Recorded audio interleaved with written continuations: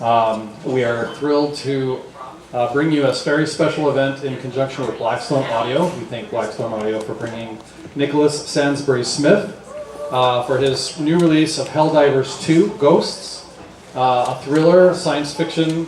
He'll go into all of that. Let me just give you a little intro to Nicholas and also R.C. Bray, who is his reader for the audiobook.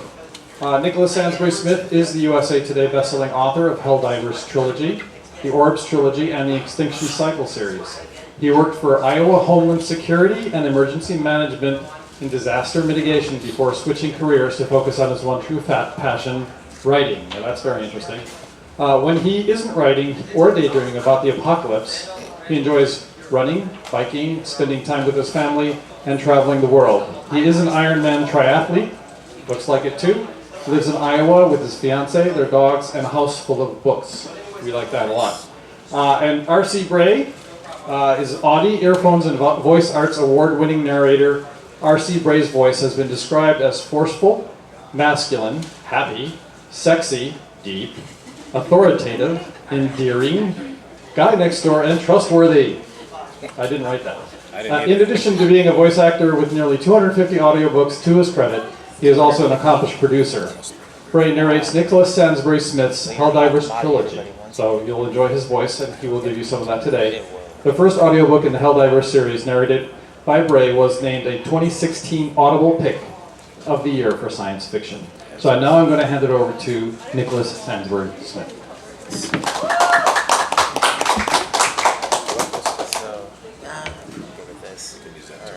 Well, thanks for coming, everybody.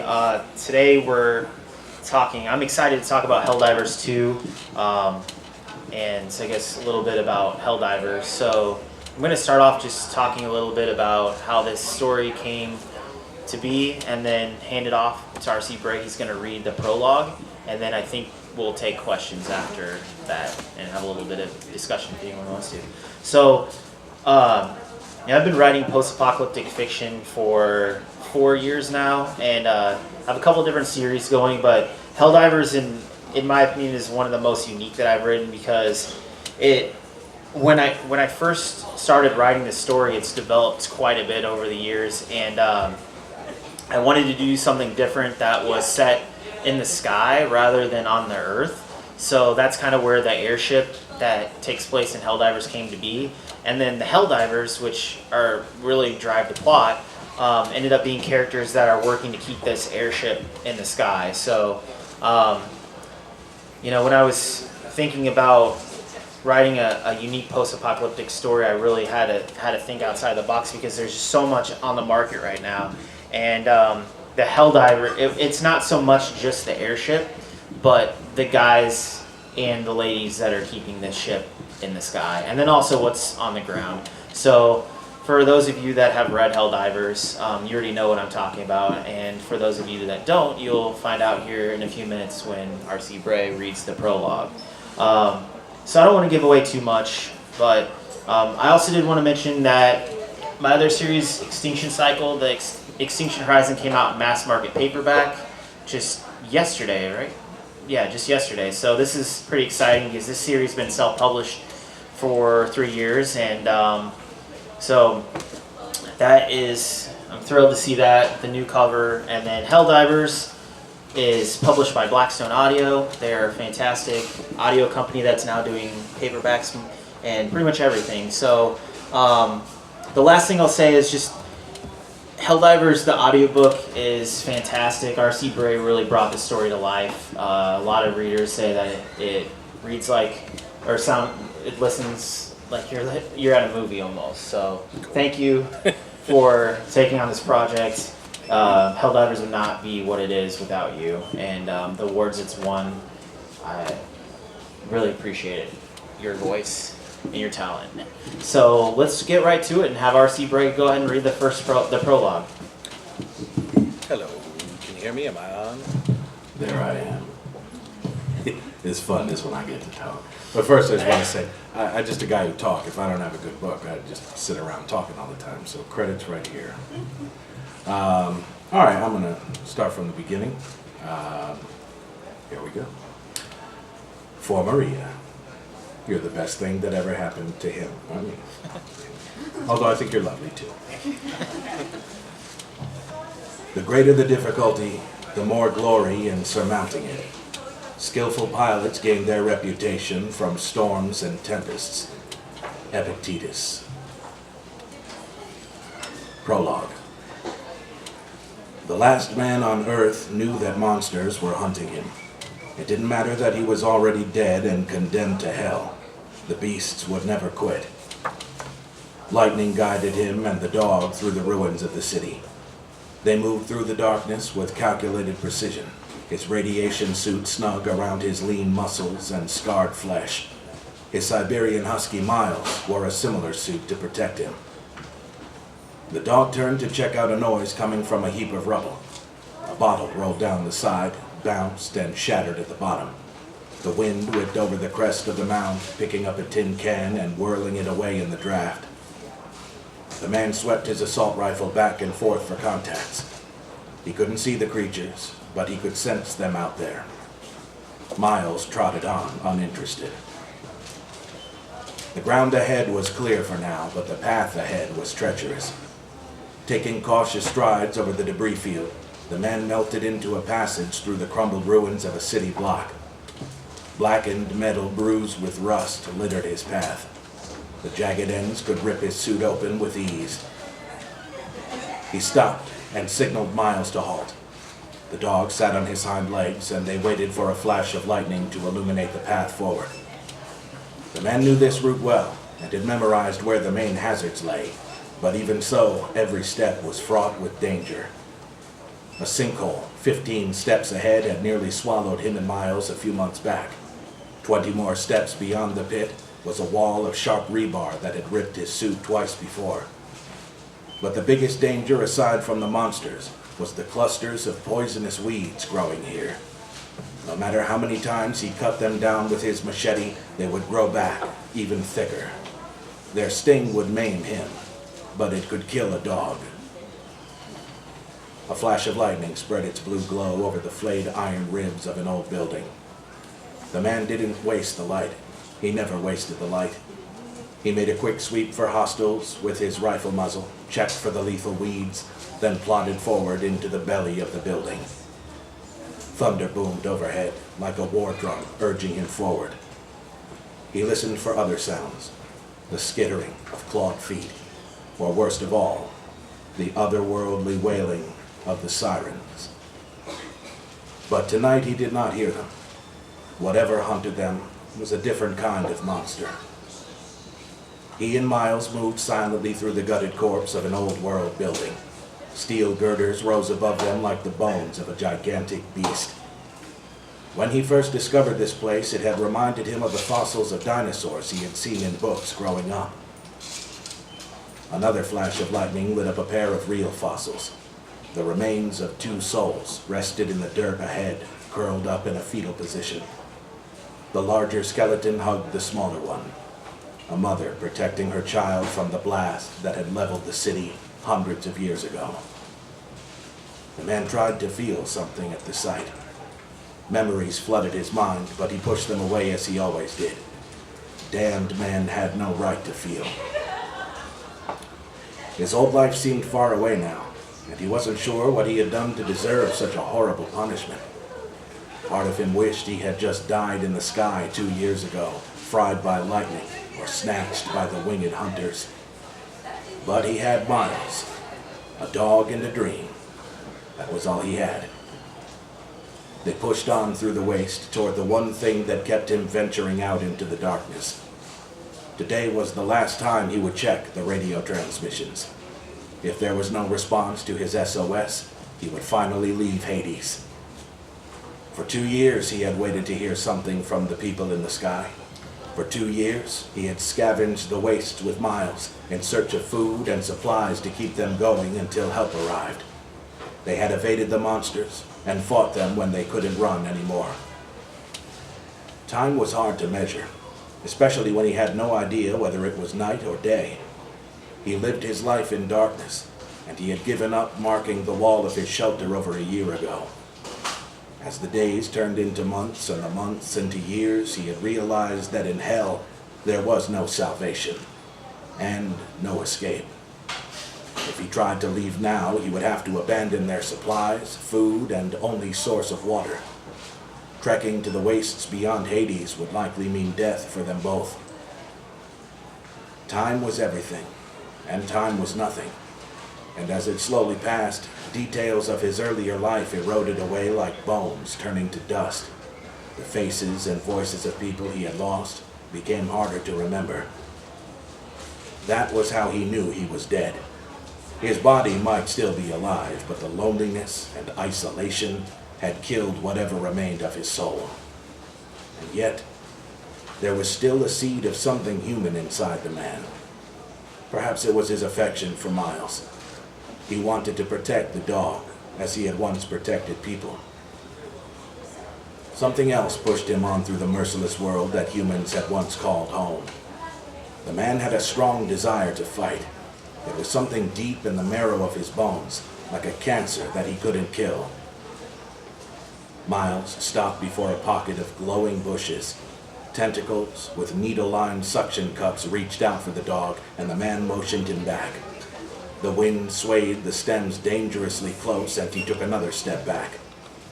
A year ago, he had almost died when one stung his leg. He still had the suction cup scar, yet another badge on his tormented flesh. Raising the rifle, he checked his surroundings again. Awareness was key to survival. Miles provided keener ears and eyes, but his sense of smell was handicapped by the mask he wore. The man listened, scanned, listened again, then directed the dog onward. The Industrial Tech Corporation bunker wasn't far now, but it was buried deep in the guts of the city. The lightning continued to guide him through the skeletal remains of the building. He pulled his machete and hacked through a bush in their path. The limbs plopped to the ground, wriggling like decapitated snakes. He wiped the gooey sap off carefully on the ground and resheathed the blade. They took a slight detour around the next clump of weeds. The stems, activated by their presence, blinked alive with a dull pink glow. Like most life forms on the surface, this one was carnivorous. The sky boomed, and he glanced up at the swirling soup of clouds and static electricity. The storm was growing. A single raindrop splashed across his visor. One beat later, the clouds erupted, pouring sheets of radioactive acid rain over the city. Miles, scared by the sound of thunder, brushed up against his leg. The man considered turning back to his shelter, but decided to brave the storm. He was almost to the place where he had discovered Miles a year ago. They pressed on, the dog trotting closely alongside as they navigated the final stretch of flashing bushes. The glow pulsing over the path was eerie, yet beautiful. The sign of life offered a slim hope that maybe someday the surface would thrive again. Sorry. There we go. Perhaps hell wasn't for eternity. A shotgun blast of lightning snapped him back from his thoughts. It arced into a debris pile 3 stories high on the western edge of the open tunnel. Sparks rained down over hunks of brick and spikes of rebar. He took a step forward, but halted when he saw movement. Miles saw it at the same time and took a few crouching steps forward, then let out a low growl. The man's eyes weren't as good as the dog's, and he had to squint. Rain slammed into him as he waited for light. 3 beats passed before lightning arced overhead and backlit the city blocks. This time he didn't need to squint. His finger moved instinctively to the trigger, and his dead heart flinched when he saw the creatures hunting them. He had been wrong earlier. The sirens were stalking him all along, hundreds of them, skittering across the mounds of rubble. Never in his life had he seen so many. He tried to move, but his aching muscles were frozen. Maybe if they stood perfectly still, the monsters wouldn't find them. After all, he didn't have a battery pack or any other energy source that would draw the beasts to him. Swallowing, he watched them stampede right for his position. He couldn't outrun them, and he couldn't fight them all. Hades had finally won. Surprisingly, the only sadness he felt about his impending death was for Miles. His dog's death would be on him. All at once, the glow of the bushes brightened, flashing from pink to a fiery red. The sirens shrieked louder and hurried onward. The beasts were coming for the plants, not him. Their high-pitched wails rose over the loud crack of thunder. The sound, no matter how many times he heard it, still turned his blood to ice. Miles backpedaled and the man snapped into motion. He ran, boots slogging through the mud. The dog lunged through a gap in the concrete, but the man had to stop and flatten his body. He lowered his rifle to squeeze through the narrow space. Rebar jutted out, but he ducked under it. He made it through without any more tears and kept running.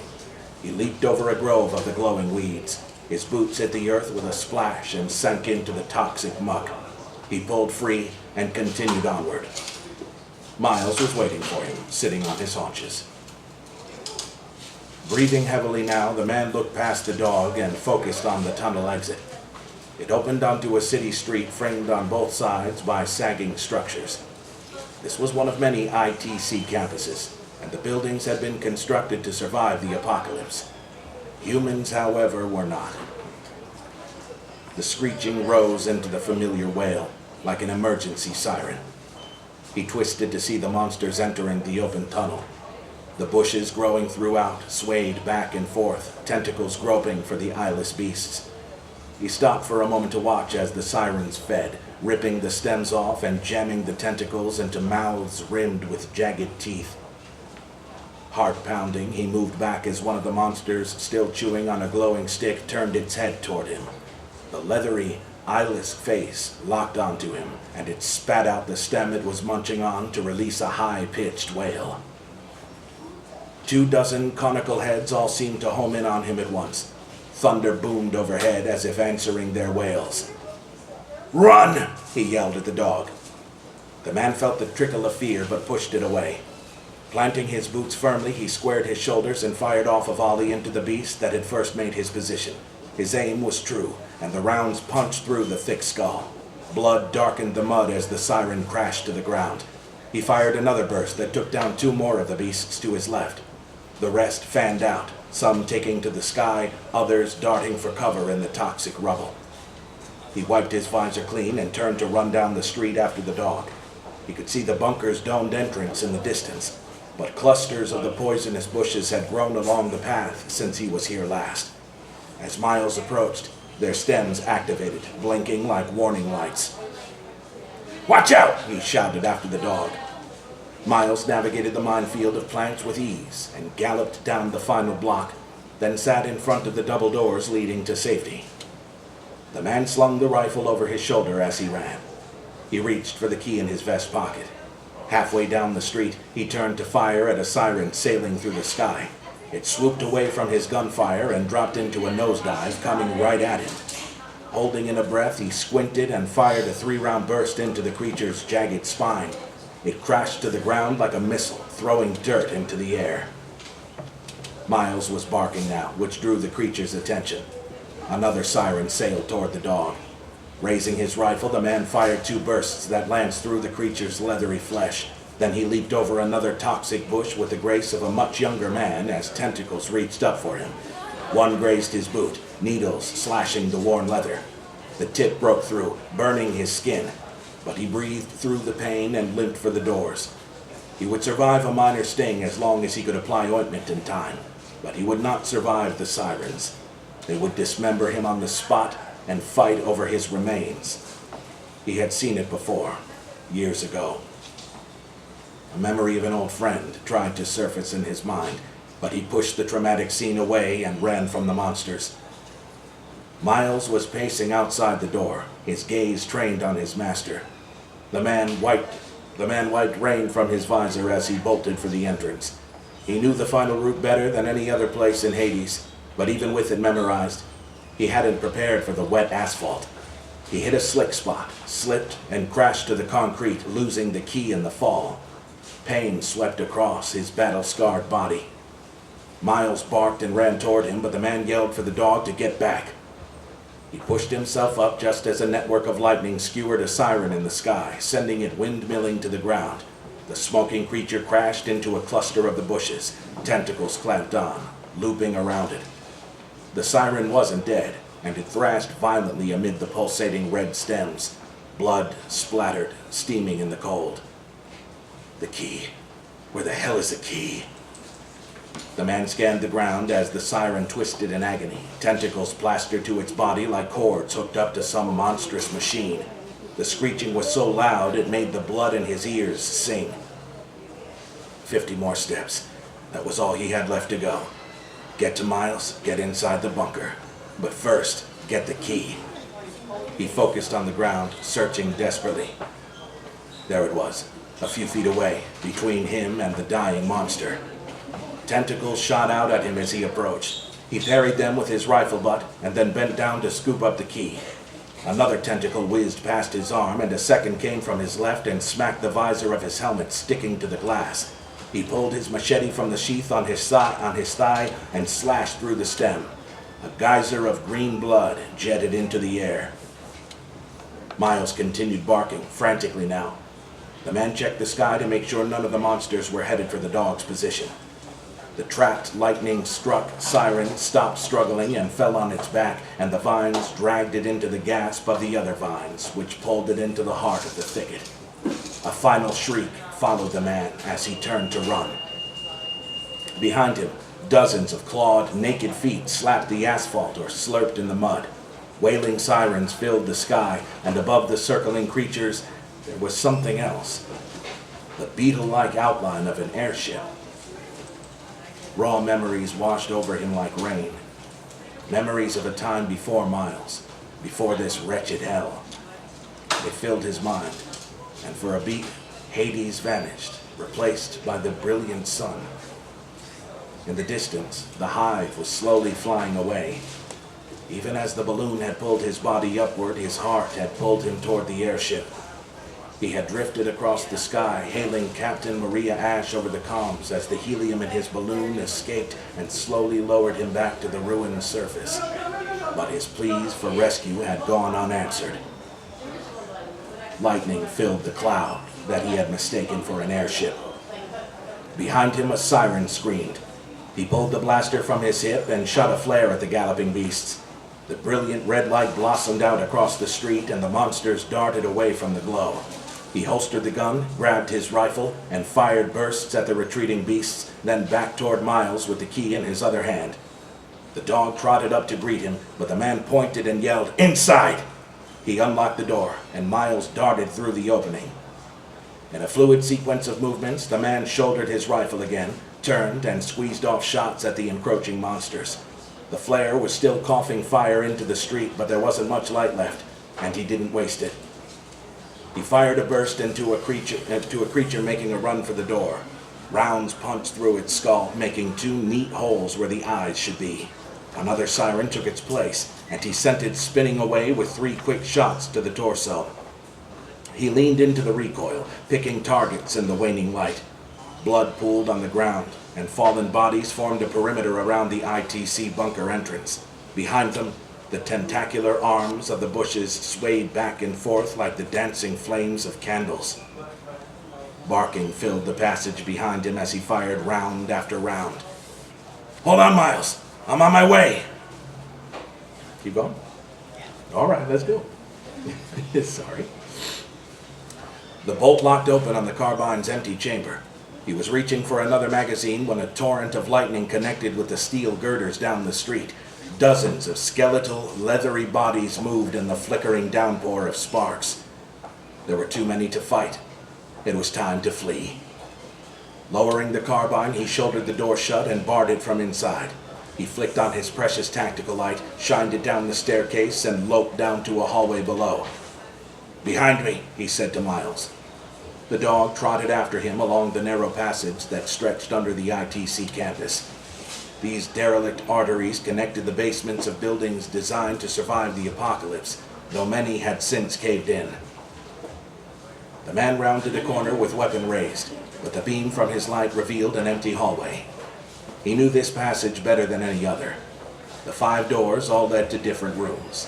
In the first was a space that had been airtight until he opened it to discover food, water, and medical supplies designed to last 500 years. When he first found this place, he had been dying from blood loss and radiation poisoning. The discovery had saved him to the extent a dead man could be saved. The second door opened onto an armory containing guns of all kinds, ammunition, equipment, and radiation suits for adults as well as children. One of the smaller suits, with a bit of alteration, had fit Miles well enough. He passed the third door at a jog. It was a vault containing every seed that humans would have needed to start again on the surface. The man had spent many hours reading the information on each strain. He carried several of the sealed packets with him, though he wasn't sure why. Fruit trees couldn't grow without the sun. The fourth door, marked by a sign that read cryogenics, was sealed. This was where he had found Miles a year ago, in suspended animation inside one of the chambers. When the man first came upon the space, he hadn't known what cryogenics meant, but when he took the elevator down and saw the silo of chambers, he understood.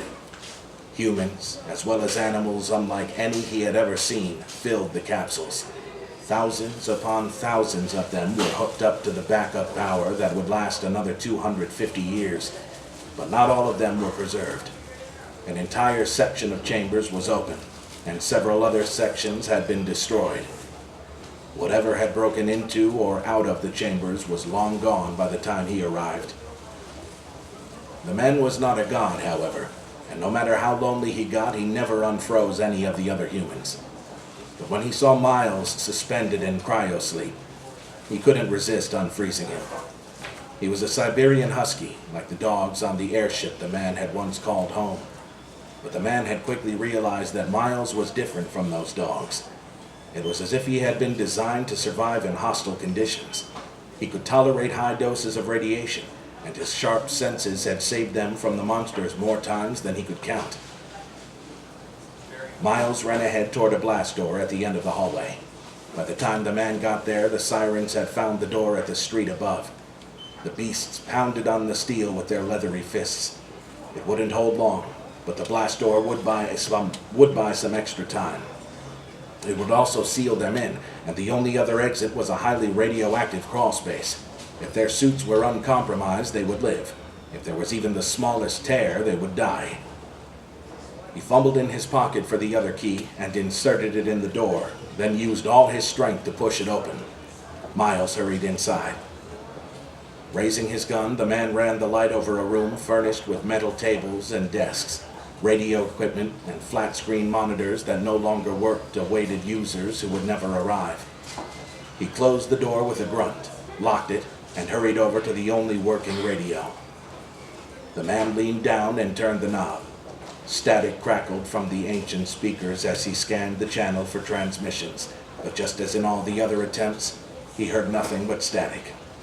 No voices, no hint that there might be another human soul out there.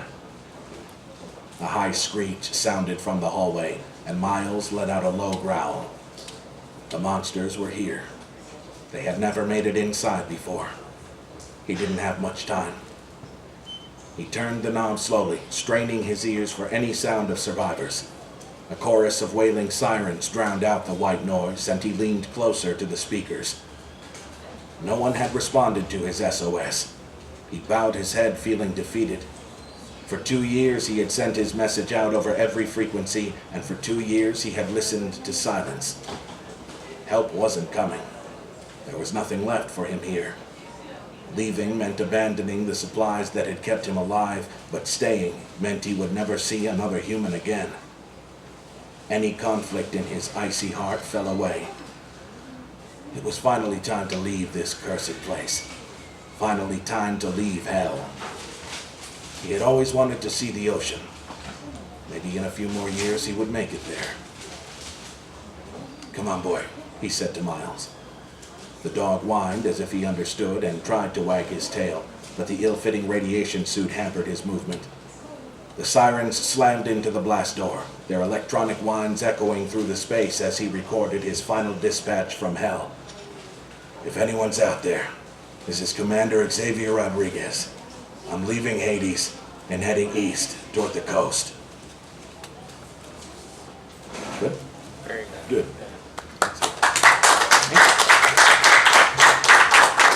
Well done. Thanks, man. Yeah, sounds great. All right, bye. Yeah. You're out, yeah. So that was kind of a spoiler, I would say, but keep in mind, for those of you that have listened or read Helldivers 1, at the very end, Xavier Rodriguez is kind of left suspended in midair, more or less. And so the prologue takes place two years after the events of Book 1, and then the majority of Helldivers 2 takes place 10 years after Book 1. So 8 years after what R.C. Bray just read. So just kind of wanted to clarify that. Yeah, hope everybody enjoyed that. I don't know if we're going to take some questions or have any comments. I mean, yeah, if anyone's in the crowd has read or listened to books. Anyone at all? What inspired you to write Helldivers? I think that what I kind of touched on this earlier, but I wanted to write a different type of post-apocalyptic story that was set in the sky rather than on the surface. And I know that kind of contradicts what R.C. Bray just read, but the majority of Helldivers does take place on an airship, and the Helldivers are the characters that jump down to the surface. So there is some interaction on this old poisoned Earth.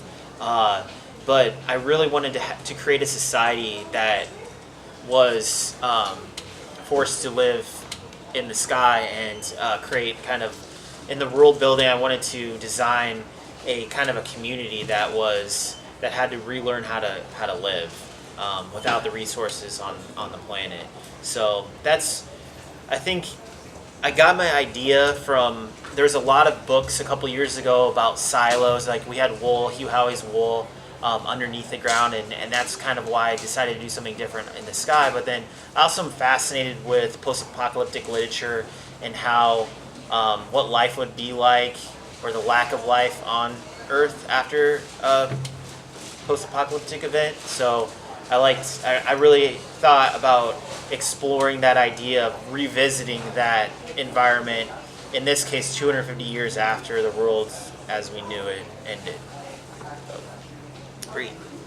Your books are very visceral, I would say. And I was wondering, how has your experience as a triathlete affected the way you write these very physical scenes? You know, that's a really good question, because I feel I wrote the Orb series and a lot of the Extinction Cycle when I was doing the triathlons and the racing, and they really helped me.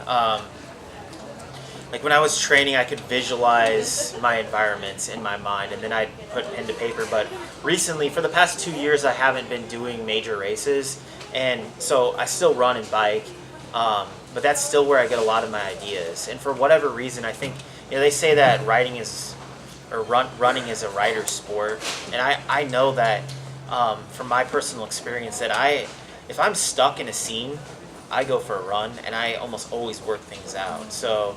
But in terms of how that relates to the descriptions and how visceral they are, I don't know. I feel like I was kind of wondering what you were thinking in your mind, because Breet's my editor for my Extinction Cycle books and my Orbs books. So she has a very good idea of what my writing's like.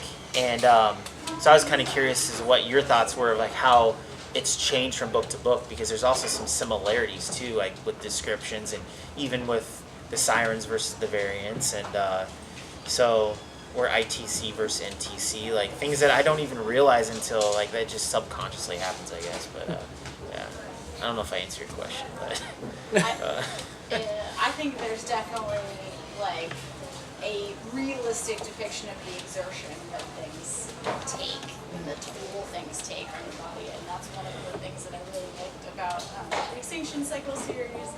Yeah. The first Helldivers book is how you, anytime anybody did anything, it wasn't oh, now I'm raising my gun. It's my gun is heavy, and I'm raising it, and I've been firing it for an hour, and so Right. everything takes a physical toll.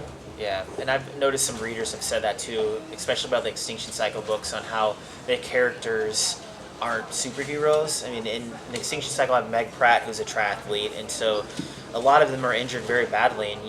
And I haven't experienced those type of injuries, but I have been injured I was injured pretty severely in a bike accident. I know you can't. I tried to go run a week after, and you just can't. Like, so yeah, I see what you're saying now. Like, I have used some of my experiences, but then again, like in fiction, it's hard to know how some things would really happen, But I try my best to make it as realistic as possible, as realistic as eyeless monsters can be. Yes, sir. In terms of creating like dystopian worlds, how do you think your work relates to work like cyberpunk, Gibson, or earlier writers like Philip K. Dick? Do you think there's some kind of connection or continuation of your own way of these type of creations? Yeah, in some ways, I still haven't gotten to the point where I'm writing like techno thriller type science fiction. I mean, I tried it. I feel like those authors used a lot of hardcore science. Sorry, and a lot of those stories were set in outer space as well. So you have theoretical type, like faster than light drives and things like that. And that's the type of fiction that I want to start writing here in the near future. But mine is a little bit different in the sense that it is dystopian, but almost everything I've written is post-apocalyptic too, and it focuses more on survival and characters' reactions to post-apocalyptic events and what happens after that, more so than I feel like a lot of the science fiction writers, some of the classics focus a lot more on the science, and that's something I've strived towards too. Especially with the Extinction Cycle, I try to use a lot of realistic science in that. So, and Helldivers as well. One of the things that I had to think about was how would these people survive on an airship 250 years in the future? What type of technology would they need? What type of resources would they need? I guess to answer your question, and I try my best to use realistic science to describe my books, but I also try to focus more on like the survivalism in these post-apocalyptic worlds, rather. So hopefully that answers that question. Yeah, thank you. All right, anybody else? Okay. Well, thanks for coming, everybody. I really appreciate it. R.C. Bray, thank you for narrating this event. Excited for everyone to read Helldivers 2 and see what they think. And I'll post the little video Maria did on my Facebook page, because I know a lot of the readers aren't able to make events like this, and most of my followers are online. So excited to see what everyone thinks about Xavier possibly being still alive. What are you doing at Book Expo? What's that? What are you doing at Book Expo? When? Yeah. Oh, tomorrow. Oh, right. Good point. 10:30. I think is it 10 to 10:30, Lauren? 10 to 10:30. I'll be doing a signing at Book Expo tomorrow, and then on Saturday I'll be doing an Extinction Cycle signing at BookCon. Facebook Live. And oh yeah, Facebook Live is hosting me tomorrow at 1 p.m., which I'll be posting on my page. So hopefully a lot of my readers will be able to join in that as well. Yeah. So thank you for hosting me tonight. Yes, thank Thank you. you. I just want to say real quick, I was very happy when I was contacted about doing Helldivers. First of all, it's called Helldivers. But it is a bad book, man. This is like, it was something I told Brian Barney over at Blackstone. I was like, dude, this is fresh for a post-apocalyptic book. It's and I've done a lot of it. I've done a lot of zombies and other post-apocalyptic things, but this was fun to do because it brings, I don't know, it's going to sound weird in that it brings humanity back into it. Obviously, that's what's in all of them, is humans surviving, but I think it's not just surviving, it's adapting. And and I never like comparing books to other books or movies because I don't want to take anything away from the author that created the book I'm talking about. But sometimes, but for me, visually, when I'm reading, I see like The Road by Cormac McCarthy for this. Alien, obviously, Blade Runner, and a little bit of Pan's Labyrinth mixed in. It's just such a, it is, you said visceral, it's very visceral, and it's one of my favorite series to read. I loved it after the first book, and I'm just excited that, I'm a little upset it's only going to be 3, but yeah, good twists in the second book, and I'm just very pleased to be associated with this. So thank you. Thanks, man. Hey, you're welcome. There's a lot of my favorite movies right there. All right then.